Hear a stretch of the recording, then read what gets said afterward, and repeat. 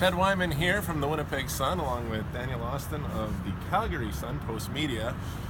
A very interesting CFL game coming up here at Investors Group Field on Friday night. The Winnipeg Blue Bombers at 9-7, going against a Calgary Stampeders team that's 12-4, that's won 10 straight games in Winnipeg, and that quarterback Matt Nichols has never beaten in his life, and yet, Danny, the Blue Bombers are favored by the odds makers for this game. Well, yeah, that's because if you'd asked me 3 weeks ago, I would have said this was going to be a meaningless game for the Stampeders because they would have had the West wrapped up. I would have said the same thing 2 weeks ago. I would have said the same thing a week ago. And yet here we are. They're not playing very good football. They're integrating a lot of new guys into the lineup right now. This is not where they want to be in late October. So you're going up against a Winnipeg team with a 4-game losing streak, and suddenly for the first time in a couple seasons, really, the Calgary Stampeders don't look like they're, the team to beat in the West. Well, the Bombers did lose 4 games in a row, but then they won their next 4, and they're coming off a bye week, which you wonder if that's going to mess with their momentum a little bit after that 4-game winning streak. But I do get the sense that there's a lot of confidence with this Bombers team in what they've been able to do in the last few weeks,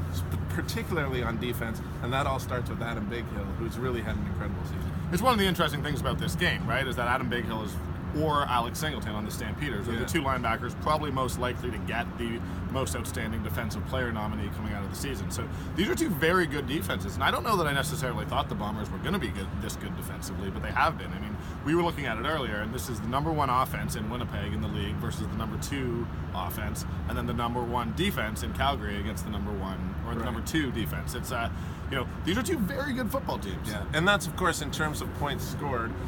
The Bombers not as good in terms of what they've been able to do in terms of producing offensive yards, and that's where there's been some concern with this team. Now that the defense is playing as well as it is, I think that the offense has just had to sort of manage the game, and it's worked for them. But they do need to be able to come through against the Calgary defense that, despite some struggles last week, has been very, very good all year. Well, we just talked, Michael Shea was saying, he was like, look, he's not ignoring what happened last week, but he just thinks that it was an aberration for the Stampeders. They have been so good and so consistent defensively. They don't miss tackles. I believe they held Andrew Harris to, 12 yards, maybe 13 in the last game these two teams played. So the Bombers' offense is going to have a challenge no matter what we saw against the Riders from the Stampeders last week. This is a really exceptional defense, one of the best of the last decade, really. And it's a great game in what's been a wild season in the CFL West. The Blue Bombers win, they will be in the playoffs this year, either in 3rd or 4th place. If the Stampeders win, they will clinch 1st place yet again. What else is new? But it certainly makes for an interesting matchup at Investors Group Field Friday night. For Post Media, I'm Ted Wyman with Danny Austin.